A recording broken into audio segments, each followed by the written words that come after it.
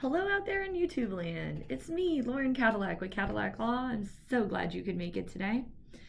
Today we are going to talk about clouds on title. I'm just kind of going to roll with it. Clouds on title. Before I get into it though, look down, hit subscribe, click like, send us comments. If you have questions, we will answer them. Share with your friends. Let's go. Okay, so in Texas and other places, a cloud on title is considered basically in a title chain, which is the ownership chain of a piece of real property. A cloud on the title is basically a defect in the chain.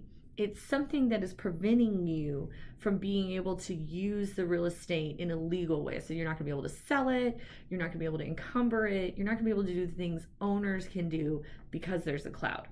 So there are really lots of different ways for clouds on titles to occur. Typically when you have something like a loan, you're gonna have a promissory note and they're gonna have a lien, and they're going to be a lien holder. Liens are not, those type of liens are not considered a cloud on title. You voluntarily entered into it. The whole world is going to be aware of it. You know, it's how real estate is bought and sold in America, not a cloud. However, let's say you have that first mortgage and someone comes in, does some work on your house, there's a dispute about whether or not it was done, and they file a mechanics lien. The mechanics lien is causing a cloud on your title. Another place that I see cloud on title, well, there's two. One is accidents. One time I had clients hire me for one service and I noticed their house wasn't in their name the way it should be. And I went and looked and there was a deed and everything.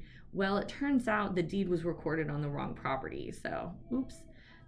Accidents happen. That's a cloud. That was an easy cloud to fix. It was an accident, resolved, no problem.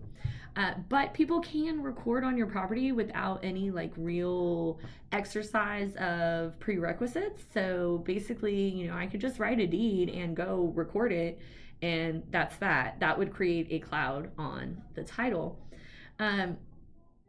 Another way that I see clouds on title is through, you know, purposefully when people have a title dispute sometimes, or even if they're going to be selling the house or the real estate.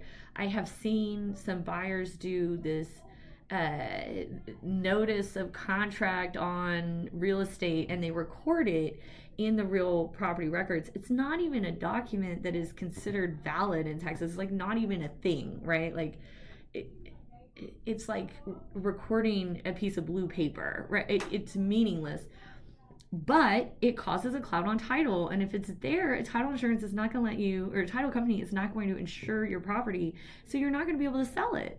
So those type of things, those are purposeful things that are that cause clouds on title. There are different ways to remedy clouds on title, and I don't want to get them into them too much here, but most of them do require a judge and they can get quite costly. Luckily, however, the law is aware that oftentimes it's not your fault that someone did that, like this recording this document that doesn't exist. So there is the opportunity to recover attorney's fees when you do have to have that type of lawsuit. We'll talk about those on a different day, and when I release those videos, I will link them below, and that way you can keep track of what's going on. As always, I hope you have learned something, and I appreciate your time. As always, make sure you subscribe, comment, like, you know, do all that good stuff. And if you need anything, you can always call us at 972-845-1200. Have a wonderful day out there.